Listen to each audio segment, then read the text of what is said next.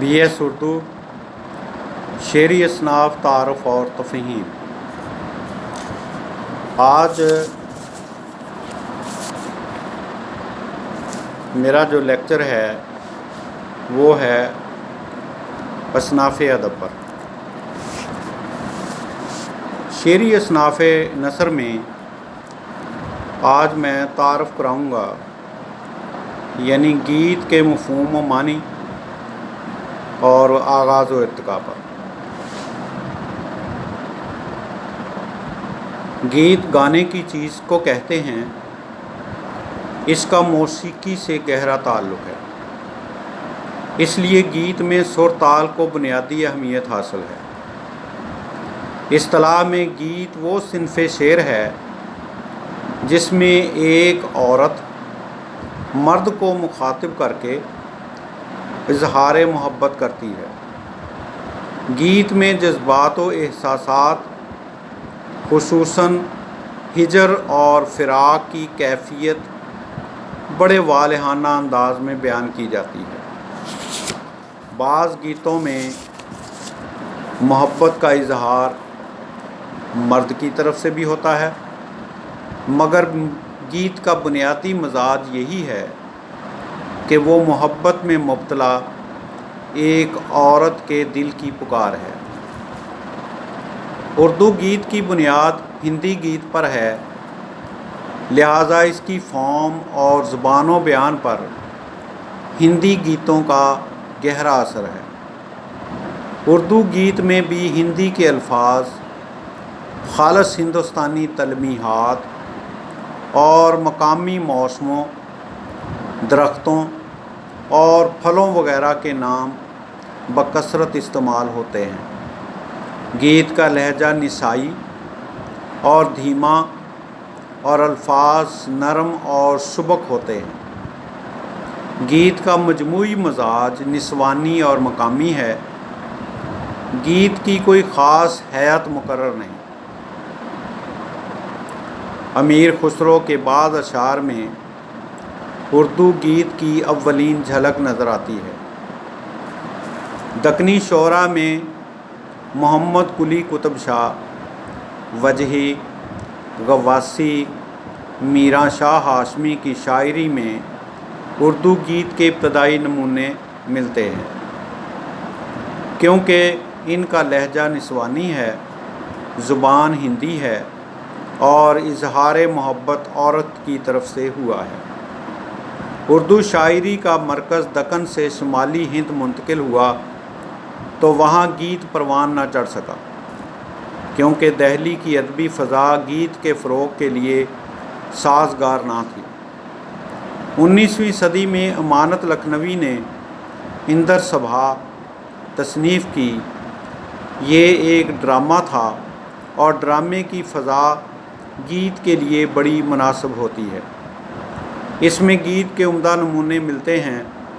اس کے بعد قریبی زمانے میں متعدد تھیٹریکل کمپنیاں قائم ہوئیں اور ڈرامے بڑی کثرت سے لکھے اور کھیلے جانے لگے۔ چنانچہ اکثر ڈرامہ نگاروں، خصوصاً آغا حشر نے گیت لکھے۔ عظمت اللہ خان وہ پہلے گیت نگار ہیں جنہوں نے اردو میں منفرد اسلوب کے گیت لکھ کر گیت کو ایک نئی جہت سے آشنا کیا۔ ان کے بعض گیتوں میں خطاب عورت کی طرف ہے، مگر گیت کا مزاج بدستور قائم ہے۔ اس کے بعد اختر شیرانی، حفیظ جلندری، ساگر، تاثیر وغیرہ نے عمدہ گیت لکھے۔ میرا جی نے اپنے گیتوں میں خالص ہندوستانی عورت کو پیش کیا اور اس کے جسمانی پہلو کو بطور خاص اہمیت دی۔ ان کے بعد اندرجیت ورما، امر چند کیس، مقبول حسین احمد پوری، آرزو لکھنوی، قیوم نظر، مجروح سلطان پوری، وقار امبالوی، لطیف انور اور عرش ملسانی وغیرہ نے گیت لکھے۔ دور جدید کے گیت نگاروں میں شکیل بدایونی، قتیل شفائی، ساحر لدھیانوی، مجید امجد، منیر نیازی، جمیل الدین علی، تنویر نقوی، ناصر شہزاد، سیف الدین سیف اور زبیر رضوی وغیرہ اہم ہیں۔ ان میں سے بعض شعراء نے فلمی تقاضوں اور ضرورتوں کے تحت گیت لکھے، مگر اس سے اردو گیت کے ذخیرے میں بہرحال اضافہ ہوا۔ گیت کی مثالیں: آم پہ کوئل کوک اٹھی ہے، سینے میں ایک ہوک اٹھی ہے، بن جاؤں نہ کہیں سودائی، جانوروں کی رام دہائی، چبھتی ہے نس نس میں، دل ہے پرائے بس میں۔ حفیظ جلندری کا ہے یہ۔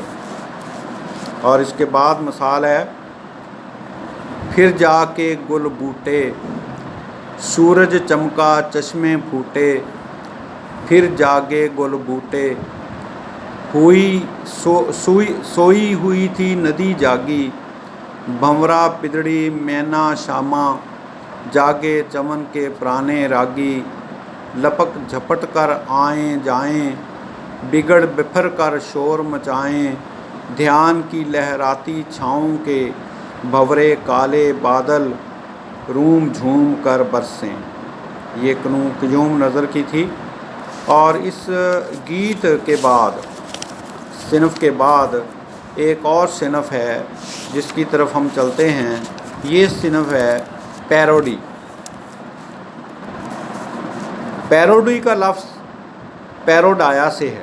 پیروڈیا، پے یہ رے واؤ ڈال یہ الف یا، پیروڈیا سے بنا ہے، جس کے لغوی معنی ہیں جوابی نغمہ۔ اصطلاح میں وہ صنف ظرافت ہے، یعنی نظم یا نثر میں، جو کسی کے طرز نگارش کے طرز اور نقل میں لکھی گئی ہو، مگر اصل نگارش کے الفاظ و خیالات کو اس طرح بدل دیا جائے کہ مزاحیہ تاثرات پیدا ہو جائیں۔ پیروڈی میں کسی کی نگارش کی تقلید کر کے اس کے اسٹائل یا خیالات کا مذاق اڑانے کی کوشش کی جاتی ہے۔ پیروڈی نظم کے ساتھ مخصوص نہیں، اردو میں نثری پیروڈیاں بھی ملتی ہیں، مگر نسبتاً کم۔ پیروڈی کا اردو ترجمہ تحریف کیا گیا ہے۔ اسے مضحکہ خیز تصرف یا لفظی نقالی بھی کہہ سکتے ہیں۔ اردو میں پیروڈی ایک جدید صنف ہے۔ اس کا آغاز اگرچہ انگریزی ادب کی ہندوستان میں ترویج سے وابستہ ہے، مگر قدیم اردو شاعری میں پیروڈی کی خود رو شکل کا سراغ ملتا ہے۔ انشاء اور مصحفی نے آپس کی معاصرانہ چشمکوں میں جو اشعار کہے، ان میں پیروڈی کا عکس نظر آتا ہے۔ ابتدائی دور میں تربھون ناتھ ہجر، سرشار، اکبر الہ آبادی اور دور جدید میں کنہیا لال کپور، واہی، پروفیسر عاشق محمد، سید محمد جعفری، مجید لاہوری، فرقت کاکوروی، صادق مولا، قاضی غلام محمد، NB سین ناشاد، راجہ مہدی علی خان، خضر تمیمی، نذیر احمد شیخ اور مسٹر لاہوری وغیرہ نے کامیاب پیروڈیاں کہی ہیں۔ چند مثالیں: